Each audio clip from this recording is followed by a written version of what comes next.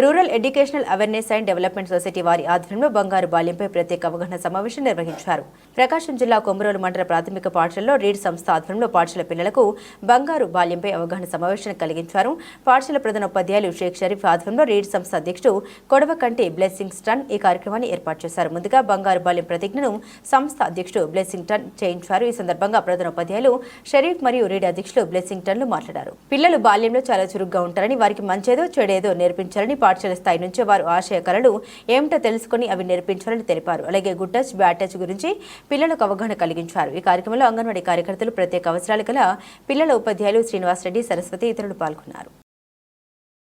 Read స్వచ్ఛంద సంస్థ ఆధ్వర్యంలో సభా అధ్యక్షుడిగా మన హెచ్ఎం గారు, నేను ముఖ్య అతిథిగా పాల్గొని మన అంగన్వాడీ టీచర్స్ మరియు సార్ వాళ్ళు, శ్రీనివాస్ రెడ్డి సార్ వాళ్ళు పాల్గొని బంగారు బాల్యం మీద పిల్లలు ఎలా చదువుకోవాలి, వాళ్ళ స్వప్నాలు ఏంటి, ఆ స్వప్నాలు నెరవేర్చుకోవాలంటే ఏ విధంగా మనం ముందుకు వెళ్ళాలనే ఉద్దేశంతో నేను మాట్లాడడం జరిగింది.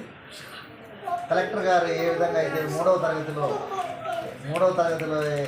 ఆమె కలెక్టర్ వాళ్ళ టీచర్ అడిగారు, కలెక్టర్ ఏం అవుతావమ్మా అంటే కలెక్టర్ అవుతాను సార్ అన్నారు.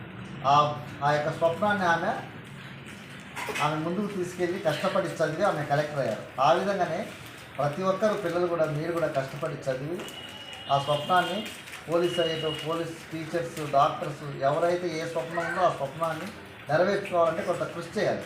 అందుకని ఆ విధంగా ముందుకు వెళ్ళాలని వీళ్ళకు వివరించడం జరిగింది. అలాగే బ్యాడ్ టచ్, గుడ్ టచ్ విషయం కూడా వాళ్ళకి చెప్పడం జరిగింది. అలాగే ఇంతకు మునుపు కూడా మా రీడ్ స్వచ్ఛంద సంస్థ ఆధ్వర్యంలో వాళ్ళకి బుక్స్ ఇవ్వడం జరిగింది.